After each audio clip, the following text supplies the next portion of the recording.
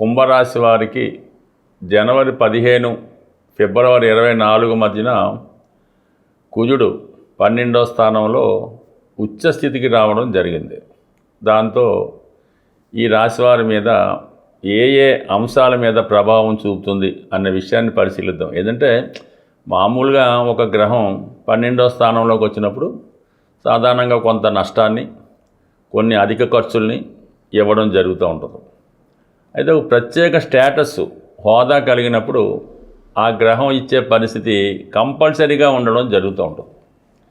ఇప్పుడు కుజుడు తృతీయ దశమాధిపతిగా 12వ స్థానంలో ఉచ్చులో ఉన్నాడు. ఒక విధంగా రాస్యాధిపతిగా ఉన్నటువంటి శనికి శత్రుగ్రహం. అందువలన ఏంటంటే కుజుడు సంబంధించిన కారకత్వాల్లో కొంత నష్టం కలిగే అవకాశం ఉన్నది.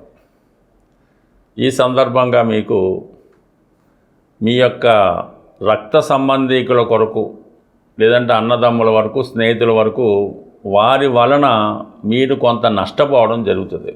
వారికి ఏదైనా మీరు సూట్ ఇవ్వడం వల్ల, వారికి ఏదైనా కంపల్సరీగా కొద్దిగా ఆర్థిక పరంగా సహకారం ఇవ్వడం వల్ల, లేదంటే మీరు వారికి ఏదైనా సూట్ ఇస్తే వారు కట్టకపోవడం, మొత్తం మీద వారి వలన ప్రస్తుతం మీరు నష్టపోవడం జరుగుతుంది.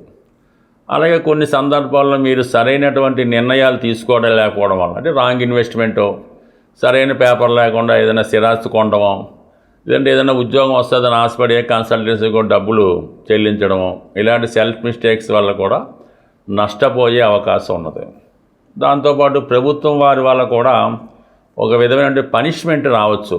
ఏదైనా ప్రయాణాలు చేస్తున్నప్పుడు, లైసెన్స్ లేకుండా వాహనాలు నడిపినప్పుడు, సరైన డాక్యుమెంట్ లేకుండా ఉన్నప్పుడు, మరీ టైం బాగోకపోతే ఏ డ్రంక్ అండ్ డ్రైవ్లోనో పట్టుబడే అవకాశం ఉంటుంది. కాబట్టి చాలా జాగ్రత్తగా వ్యవహరించవలసి ఉంటుంది.